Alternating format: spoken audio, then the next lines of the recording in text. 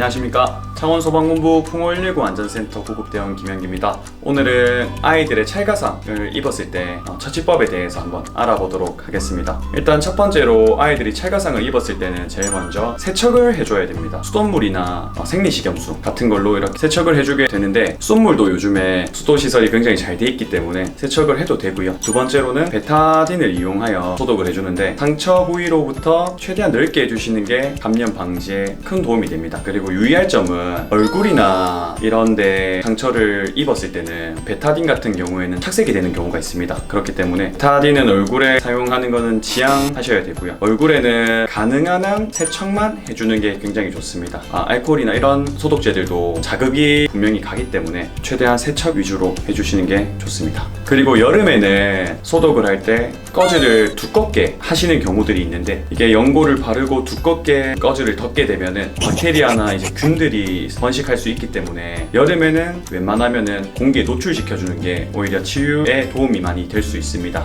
마지막으로 아이들이 가정에서 다치는 경우가 굉장히 많습니다. 상비 구급약 정도는 챙겨주시는 게 좋은데, 알코올이나 베타딘, 꺼즈, 붕대 정도는 있는 게 아이들 소독하는 데는 도움이 많이 될 것 같습니다.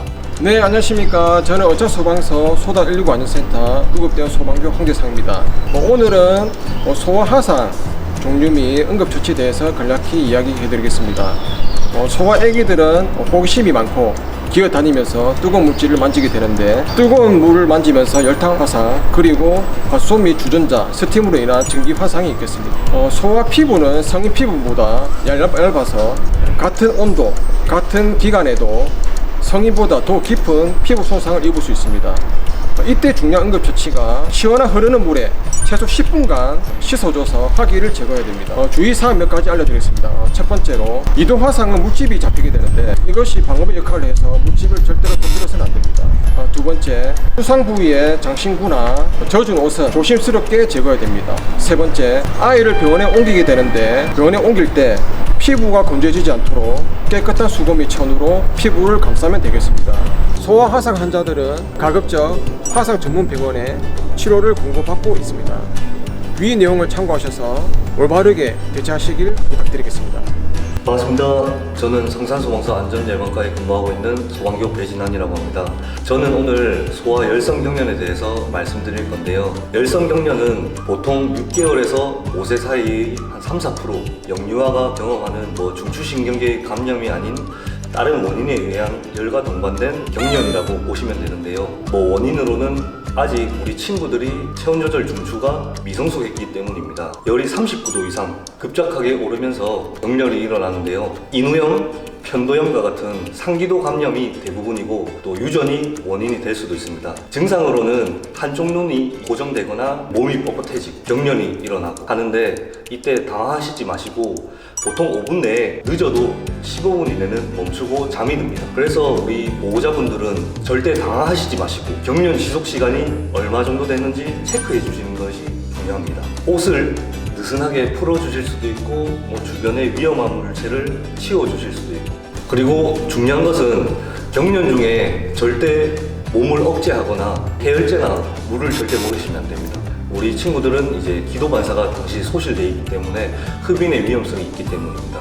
숨을 잘 못 쉬는 경우 같은 경우에는 좀 고개를 돌려주거나 입안에 있는 분비물을 닦아주실 수도 있습니다.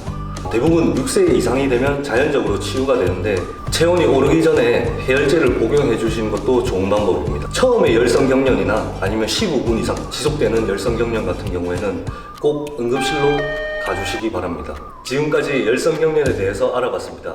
보호자분들은 절대 당황하시지 마시고 침착하게 대응해 주시기 바랍니다. 반갑습니다. 저는 마산소방서 안전예방과에서 교육 업무를 담당하고 있는 1급분 불소사 거방장 이찬입니다. 반갑습니다. 오늘 이 시간에는 우리 주변에 선의를 일어날 수 있는 어린이들의 삼킴 문제라든지 기록 배쇄 문제에 대해서 한번 알아보도록 하겠습니다. 우리 일상속에서 아이들이 입안에 무언가를 집어넣는 행동을 자주 하게 됩니다. 방울질 같은 혹은 화장품, 이렇게 액체 종류를 뭔가 먹었다고 의심될 때는 구토를 하게 하는 것보다는 아이를 빠르게 병원으로 옮긴 다음에 병원에서 처치를 받는 게 더 효율적입니다. 주의하셔야 될 것은 아이가 어떤 걸 마셨다고 해서 그걸 다시 토하게 하는 행동은 절대 하시면 안 됩니다. 화학물질이 밖으로 나오면서 한 번 더 식도를 손상시킬 수 있기 때문에 절대 과하게 하시는 행동을 하시면 안 됩니다. 그리고 무언가를 먹었다고 의심이 될 때는 그 용액이 들어있던 병을 반드시 챙겨서 얼마나 먹었는지, 내용량이 뭔지, 함량이 어떻게 되는지를 확인할 수 있게 꼭 챙겨가시는 게 좋습니다. 아이들이 단추나 건전지, 그리고 혹은 딱딱한 물체, 날카로운 물체를 삼켰다고 생각될 때는 병원으로 가서 방사선 검사를 통해서 삼켰는지를 확인하고 필요한 경우 다른 처치를 받으시는 게 더 좋습니다. 우리 아이들이 뭔가를 입에 넣었다가 호흡이 안 되는 경우가 있습니다. 그런 경우를 기속폐쇄라고 하는데 즉시 119에 먼저 신고를 하시고 119 도착할 때까지 기속폐쇄에 대한 조치를 시도해 볼 수 있습니다. 우선 아이의 양쪽 젖꼭지 가상의 선을 그어서 그 선에서 손가락 하나 정도 밑에 위치에 손가락 두 개로 가슴을 5번 눌러줍니다. 그리고 다시 뒤집어서 아이의 견갑과 견갑 사이를 손바닥 아랫부분을 이용해서 아래 방향으로 강하게 밀치듯이 5번 빠르게 쳐줍니다. 그리고 다시 뒤집어서 다시 가슴을 눌러줍니다. 이 행동을 계속 반복하시면 기록폐쇄 상황을 해결하실 수 있습니다. 안녕하십니까. 안전체험 운영단에서 근무 중인 소방교 장세진입니다. 오늘 여러분들과 함께 심폐소생술에 대해서 알아볼 텐데요. 특히 소아영아 심폐소생술에 대해서 알아보도록 하겠습니다. 심폐소생술은 기본적으로 깨우고, 알리고, 누르고 이 3단계만 알면 참 쉬운데요. 지금부터 성인과 어떻게 다른 점이 있는지 알아보도록 하겠습니다. 먼저 소아의 기준은 만 1세부터 만 8세까지입니다. 깨우고 단계에서는 먼저 반응을 확인합니다. 얘야 괜찮니? 같이 소리치거나 이름을 알고 계신다면 이름을 불러봅니다.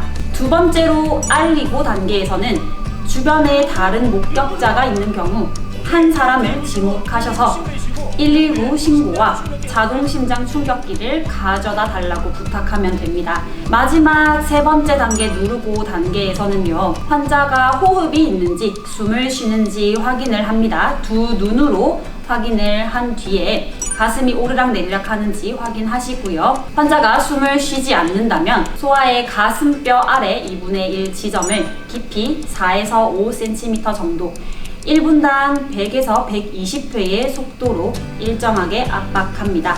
영아의 경우는 만 1세 미만을 의미합니다. 역시 깨우고 알리고 누르고 단계는 동일합니다. 소아와 다른 점은 깨울 때 발바닥을 톡톡 쳐보면서 반응이 있는지 확인합니다. 흉부 압박점은 젖꼭지 연결선 바로 아래 가슴뼈인데요. 구조자의 중지와 약지를 이용해서 4cm 정도 가슴 압박을 하며 속도는 동일하게 1분당 100에서 120회를 하시면 됩니다. 네, 오늘은 여러분과 함께 소아 응급처치에 대해서 한번 알아봤는데요. 오늘 배웠던 응급처치 주의사항들을 반드시 기억해 두셨다가 안전한 우리 아이의 생활을 위해 유용하게 사용하셨으면 좋겠습니다. 감사합니다.